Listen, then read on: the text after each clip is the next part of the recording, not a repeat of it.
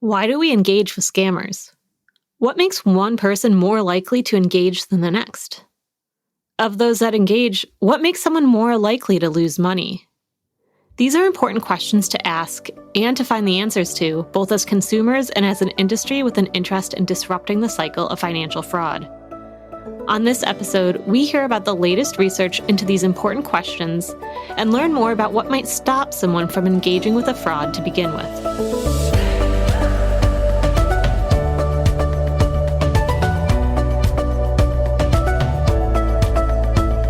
Welcome to FINRA Unscripted. I'm your host, Caitlin Kiernan. On this episode, we are once again taking a listen to a session from the recent FINRA Foundation conference, Disrupting the Cycle of Financial Fraud.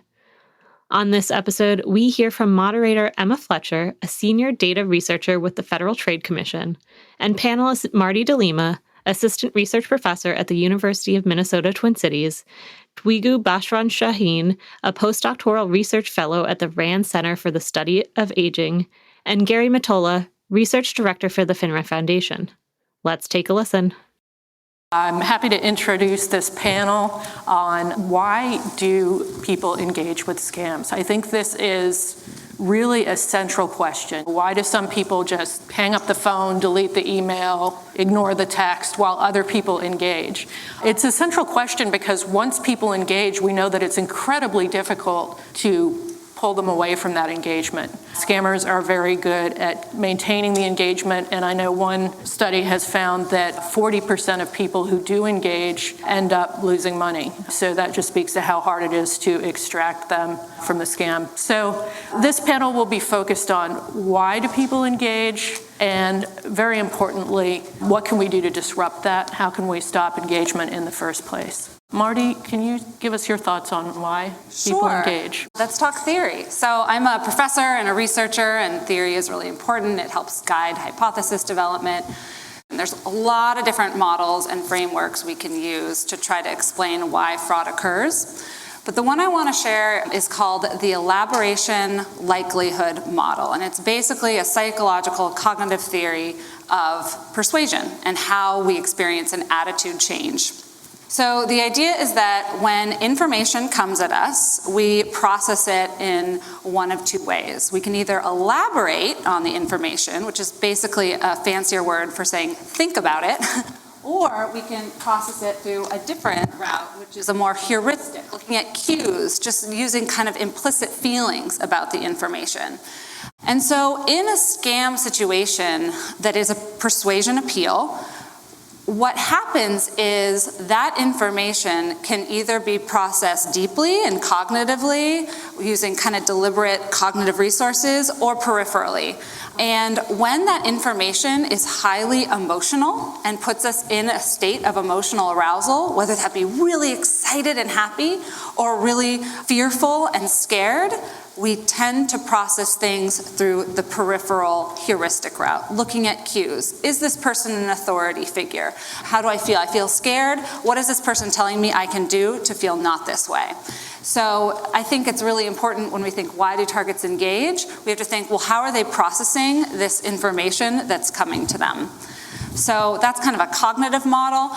And from my research and interviewing, sitting with victims, and folks in this room who sit and work with victims, they're going to say unmet needs. Unmet needs create an emotional drive state. And so I think many of the scams, maybe not the threat-based scams that we might talk about, but the ones that offer something positive, a connection, a romantic relationship, a financial win, those are really tapping into the targets wanting a change of state. They want to be in that relationship. They want to experience financial freedom. So I think that also really drives engagement. Fascinating. Duygu, what are your thoughts? Marti talked about some of the reasons why people engage, but I'd like to shift it a little and ask what makes people less likely to engage. Research shows that prior knowledge about tactics and fraud types protect people from fraud. And to help us understand how much it protects, for example, a study led by Marti found that people that have heard of the scam type before being targeted were 80% less likely to lose money to opportunity-based scams compared to those who have not been told about this specific type of scam. And this is net of demographic characteristics such as age, race, socioeconomic status like income levels, and psychosocial factors like loneliness. So the mechanism through which knowledge protects is not totally teased out, but one possible explanation, which ties very nicely to the elaboration theory that Marti just explained, is that prior knowledge may promote greater elaboration than increasing the critical thinking when people are faced with fraud. However, there's a challenge, and that is fraud tactics are constantly changing. Therefore, it's important for people to know what's out there in terms of the latest scams, but equally important for us researchers, policymakers, everybody in this room, to know what people know, and maybe more importantly, what they don't know. Gary, you go ahead. So for a forthcoming paper that we're working on, we're trying to develop a diagram that captures the categories of fraud variables that research has shown is related to victimization and engagement. So picture, if you will, a wheel, and at the hub is fraud susceptibility. So right now we have 5 spokes, again, work in progress. Those spokes are demographics, probably the most widely researched variable related to fraud victimization, age, race, other variables like that. The second is psychosocial variables, things like loneliness and psychological well-being. The third category, or spoke in our wheel, is contextual variables. These have been hit on, things like financial fragility or the inability to make ends meet. So structural intervention is a person, a company, or an entity that by design tries to stop fraud from happening. So you think of the bank clerk who asks somebody who wants to transfer thousands of dollars to Nigeria if they really want to do it. Or you think about the drugstore employee who had somebody who's trying to get $1,000 in gift cards, some information on the red flags of fraud. And in the financial services space, obviously working for FINRA, an example is financial service firms and broker-dealers have the ability to stop a transaction out of an investment account if they suspect fraud, and they'll have some time to actually investigate that. So those are some structural variables. And the last one is mental frames. The way we view the world, this is a new one. So the hypothesis is that people view the world in different ways. Some people might view it in a zero-sum fashion. Others might have a strong belief in a just world. But the thought is that these views could be linked to fraud victimization. So I'll just kind of say this is a work in progress. Actually, when I was prepping this morning, there were 2 other potential spokes. One is emotions. We know emotions are tied to impaired decision-making and potentially fraud susceptibility. And the other is cognition, or cognitive ability, which is often researched more in the older adult space. But just trying to come at this to capture all the categories of variables that could potentially be linked to fraud susceptibility so that we can understand, in particular, how they might interact in the fraud ecosystem.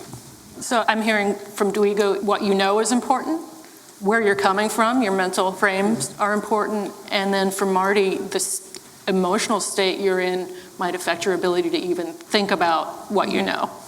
Yeah, exactly. So with that, let's dig a little bit more into the research on fraud. You all have done amazing work in this area, and we want to hear more about the research that you've done that specifically speaks to engagement. So why don't we start with Duygu this time? About a year ago, with funding from FINRA Foundation, at RAND, we conducted an online survey on financial fraud knowledge among older people. We know more or less the prevalence of fraud among the older population. According to one meta-analysis, it's like between 5 to 6%, but we don't know so much about what older people know, what they're familiar with in terms of fraud types. We know knowledge protects, so we wanted to find out, 1, what fraud types older people are familiar with, and also B, 2, whether there's a gap between what people know and the tactics and schemes that are being used by the fraudsters. And if so, maybe we have a chance to do something about this. So 1,500 people answered this about 10-minute survey, and in addition to providing some options for people to choose from, which are the closed-ended questions, what we did was also give people a chance to write down their own answers. So they listed up the 5 fraud types that they've either heard of or experienced. We kept it pretty open. So we received 5,000 entries. So what did people write? What did they mention? So we had 6 categories: opportunity, threat-based scams. A new one we came up with, which has a long title. It's fraud involving victims identifying information, and I'll talk a little more about this. Imposter. And then the uncertain category, which is anything that couldn't be placed in the other categories, basically. So almost 25% of the entries we collected were classified in this fraud involving victims identifying information. So this includes phishing and identity theft and all credit card scams, basically anything that had to do with either stealing the person's identifying information or stealing and then using it, or just using it. The shares of the other type of scams, so opportunity, threat, imposter, consumer, were all between 6 to 8%. And not surprisingly, people wrote for opportunity like Ponzi schemes, Nigerian prince, won lottery. For threat, it was like threatening with an arrest warrant, phone calls alerting to past due bills, and then consumer-based email with an invoice for a product you never purchased, or a car warranty expiration, which also is a sort of a threat. The imposter scams were interesting because in addition to pretending to be someone like IRS or like your kidnapped grandchild, they also were coded as threat or fraud involving victim's identity, because we did allow entries to be coded in multiple categories. Something could be both threat and an imposter, or like many other things actually. The second part that I wanted to talk about is, and I think this is a sort of an unexplored area, so what predicted knowledge? Like among these types that I described, what were the characteristics of people who wrote threat-based scams and versus like opportunity? So far, we've only looked at threat-based scams. Again, this is in the early stages, but in a nutshell, the results show that middle-aged and older adults, women, and those who feel lonely were more likely to mention threat-based scams compared to their counterparts, which in our analysis were people aged 20 to 40 for the age group, and then men versus women, and lonely versus who don't feel lonely. I'll stop here. Most people, I think, are probably wondering if this knowledge is then related to engagement and victimization.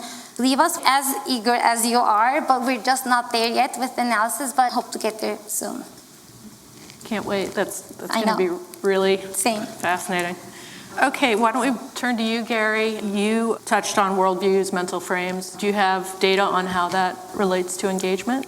A bit. You guys are getting a lot of preliminary looks at research, because this research isn't done either. At the FINRA Foundation over the years, we've done a lot of qualitative research. So things like focus groups and in-depth interviews. And we videotape these, and we can go back and we can analyze them. And we ask victims to tell their story. Like, what happened? How did it happen? What do you think caused the financial loss? So for the last several years, we've been working with an ethnographer who is taking a look at these videos from an ethnographic perspective.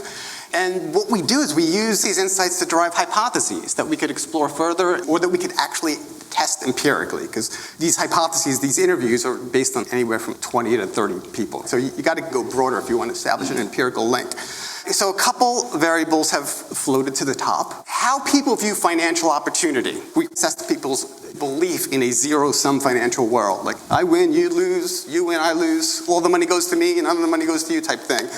And those who have a high zero-sum perspective are more likely to lose money to a fraud.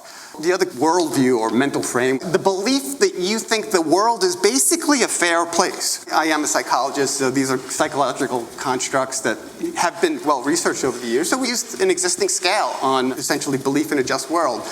And yeah, we find that people who have a strong belief in a just world are more likely, in the data we collected, to report losing money to a fraud. And I will say that this is above and beyond demographic variables, because demographics does explain a lot in terms of fraud victimization. This is beyond that. So we're improving our ability to predict who will lose money to a financial fraud. We still have a lot of work to do, quite frankly, but the big picture here is that we want to expand the variables that researchers look at when they consider fraud susceptibility to really improve our understanding of fraud victimization and ultimately how to improve consumer protection. Great. Yeah, I love this work because so often when I talk about scams, people will say, well, how could that have happened to this person? They're smart. They know about scams, but there's more to it than that, clearly, and I think you're getting at that. So how about you, Marti? Yeah, so I want to build off of what Gary was saying about demographics. So when you put all of this in a statistical model, we actually get really poor prediction of who's going to be a victim and who's not going to be a victim. And one of the problems is when you group all the different fraud types together, you get very different people falling for very different scams. So one of the better things we can do as researchers is think about, well, what was the premise of this scam? Was it offering someone something financial or something positive? Or was it trying to solve a big crisis or a risk for the victim or the target? And then you start to see more things bubble up to the surface as being significant predictors. And demographics is a great example of that. I've looked at just data and survey data on investment scam victims, and they look very, very different than folks who might be experiencing certain types of recovery scams or credit consolidation scams. Different types of people fall for different types of scams. And again, it all gets down to those unmet needs. So the two variables that I've been finding that are more consistently significant across different models, across different populations, like if I just survey known victims versus the general population, are loneliness and financial fragility. So what is financial fragility? Well, have any of you heard of the question, could you come up with $2,000 to cover this emergency expense without putting it on your credit card within a month? Could you come up with that much money? There's only 4 answer choices. Definitely could not, probably could not, probably could, and definitely could. So you have your financially secure people and then your financially fragile or insecure people.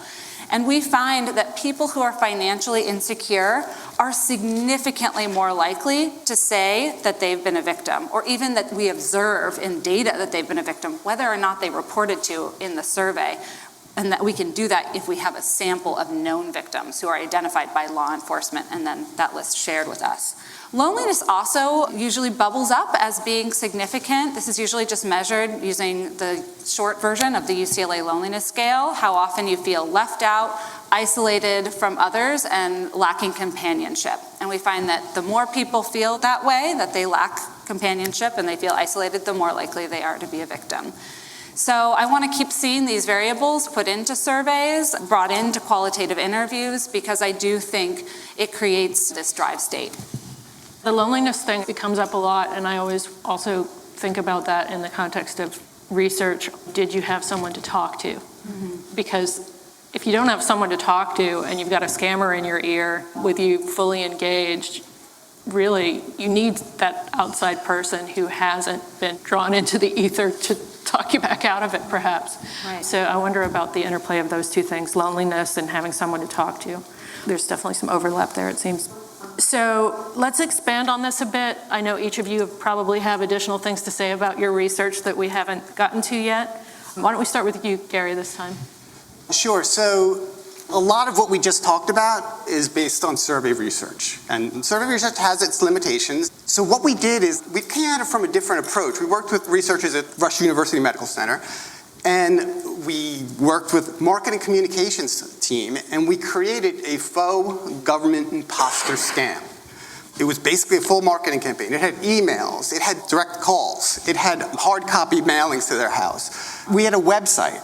The scam was essentially, we reached out and we said, we're a fictitious government agency, and it appears that some of your personal information may have been compromised. It's related to your government benefits, so we just want to confirm a couple things with you.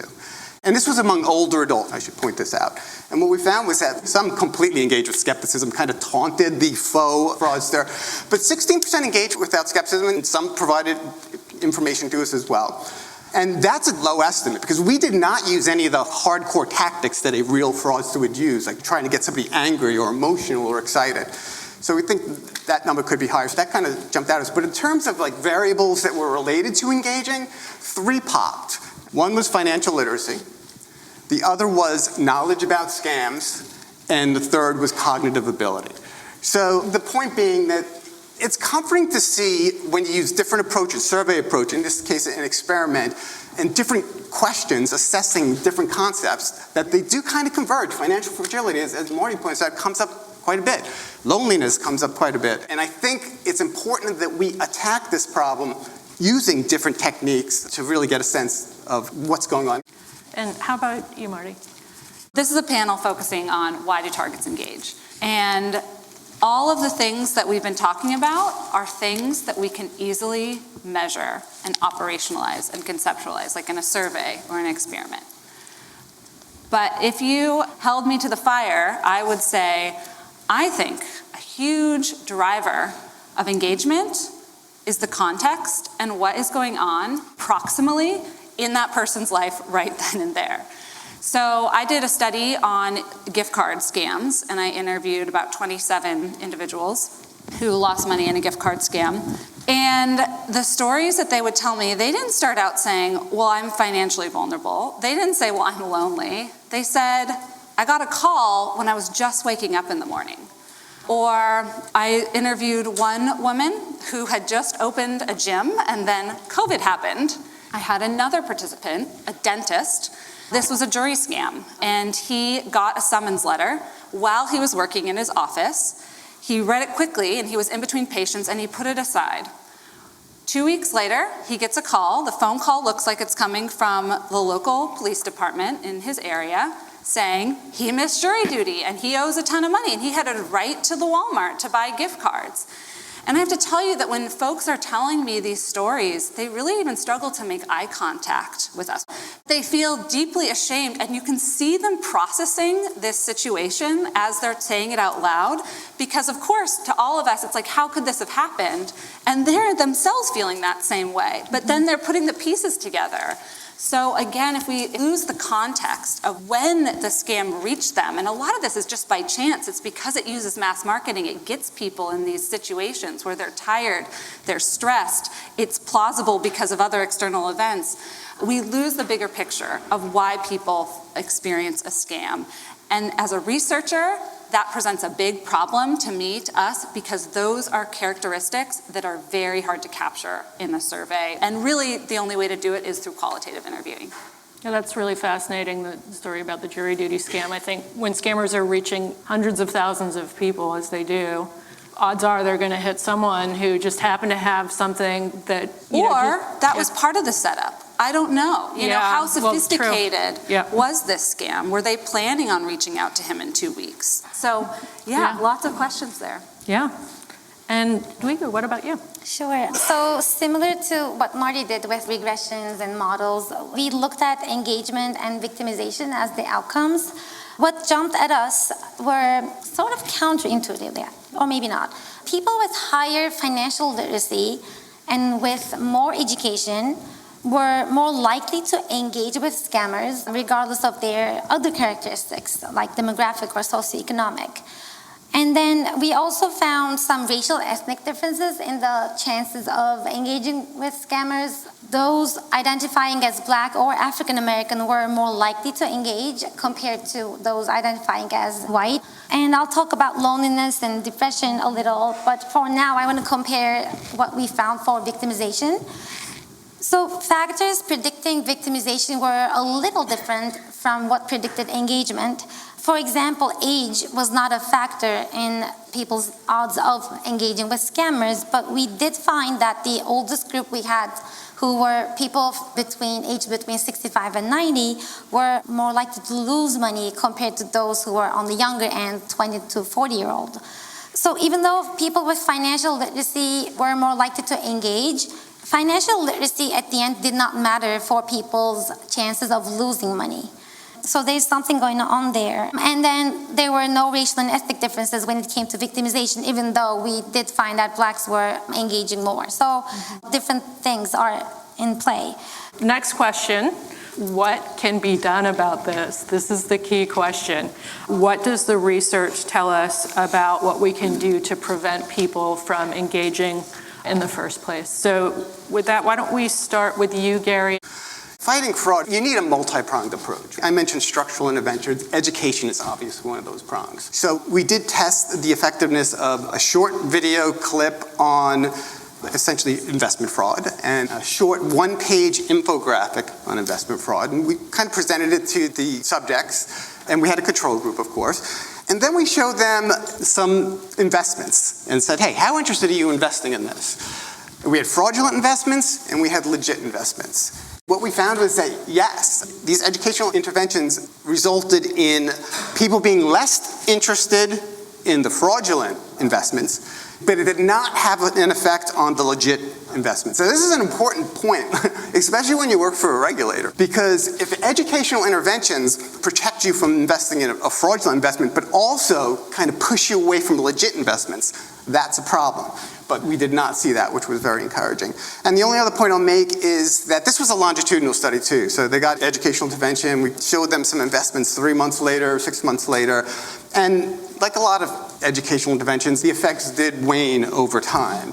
So the one-shot intervention probably isn't going to work. We need to get in front of people repeatedly.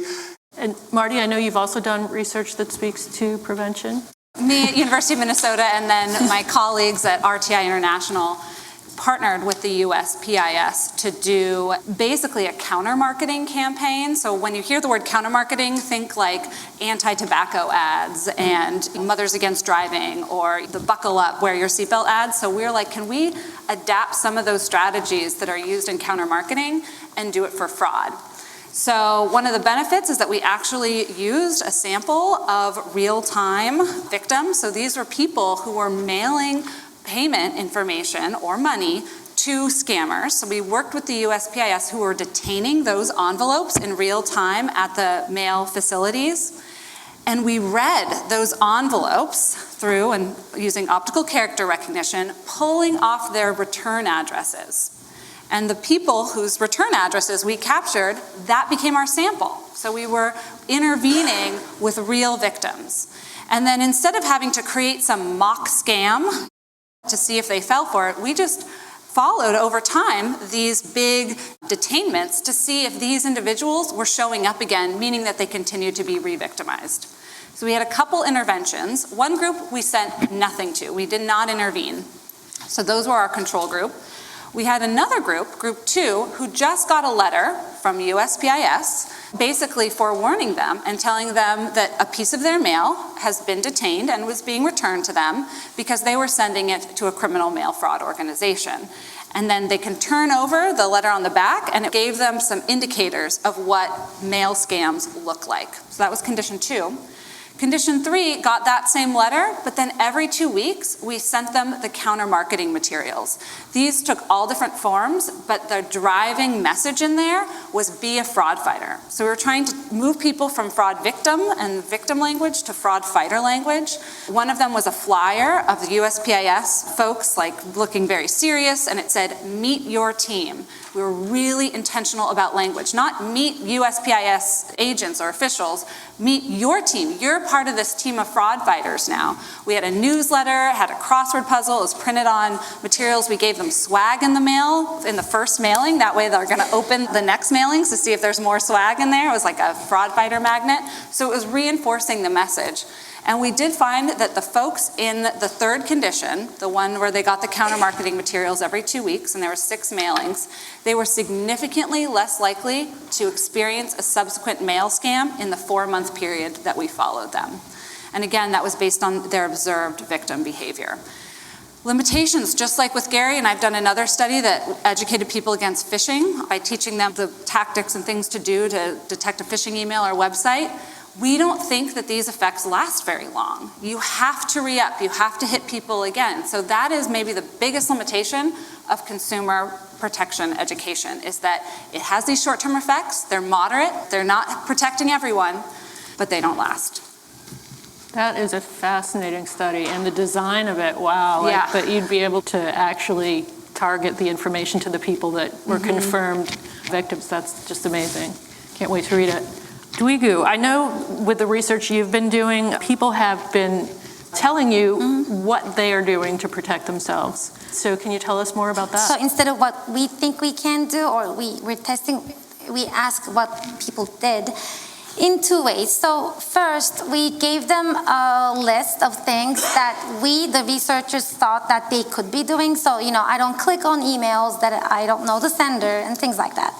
First of all, people are doing many things at once. So like 95% of the respondents checked the box which said I don't click on links in the emails from people I don't know. Another 95% said I don't share personal information unless I have verified the person. Then there were some other measures which were less frequently used. For example, less than 50% of our samples checked I regularly change or update my passwords.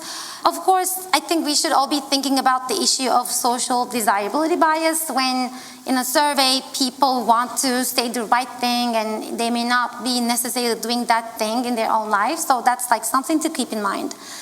The other thing we did is that we asked people to give us up to 3 behaviors that they think a person could do to protect themselves from fraud. This time we received close to 4,000 entries, and fortunately what people wrote matched more or less what we had offered them. So that gave us the confidence as the research team, okay, we're thinking about more or less the same things. But then there were a couple of things that people wrote, and it was very valuable to hear from them. So people said to protect themselves, I ask someone for their thoughts, or I consult my spouse. So this word of mouth passing on information seems to be something that people really use to be aware or protect themselves. The other thing, which I think ties so nicely to what we have been talking about, we got a bunch of entries which just said, be aware. And these are like quotations. Be aware of current scams. Be aware of the types of fraud. We're really fascinated by everything people told us, and this is just the tip of the iceberg. So there's more to this that we look forward to doing.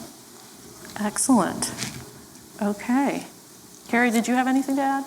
Just at a very high level, I just want to make the point that we're discussing research, it's backward looking. We know, however, that the world is changing incredibly rapidly. AI, that's the elephant in the room. That's an educational opportunity. But crypto was already brought up. And the third one is our mobile phones. Fraudsters can get us emails, text, social media, even phone calls still, 24/7. It's not like the old days that we're constantly available. So if fraud is a numbers game, and it is, the odds have increased dramatically with technology for the fraudsters. All right. So, Gary, I gave you a moment for some last thoughts. Do you have any, Marti? Anything you want to add? I guess I just want to end by saying about my favorite question to ask the individuals who've been harmed by scams in interviews.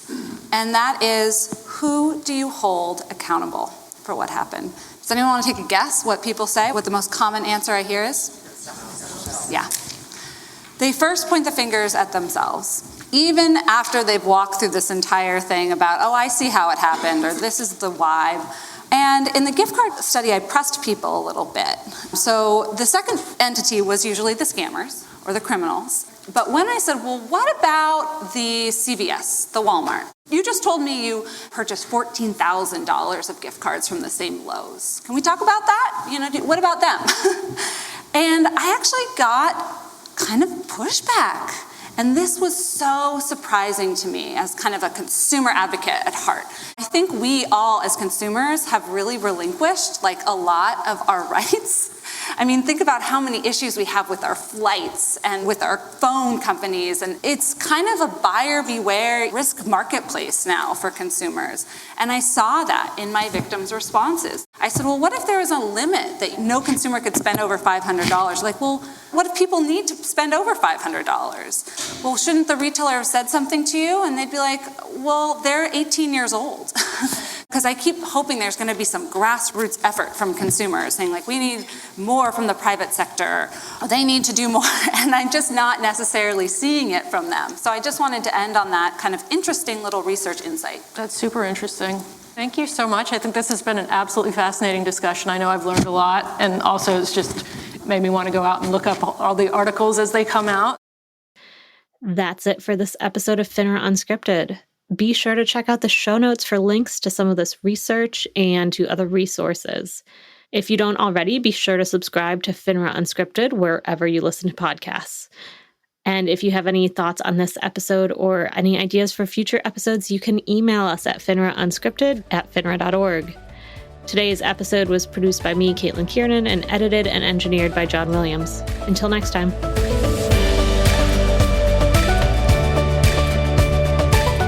Please note, FINRA podcasts are the sole property of FINRA, and the information provided is for informational and educational purposes only. The content of the podcast does not constitute any FINRA rule or amendment or interpretation to such rules. Compliance with any recommended conduct presented does not mean that a firm or person has complied with the full extent of their obligations under FINRA rules, the rules of any other SRO, or securities laws. This podcast is provided as is. FINRA and its affiliates are not responsible for any human or mechanical errors or omissions. Parties may not reproduce these podcasts in any form without the express written consent of FINRA.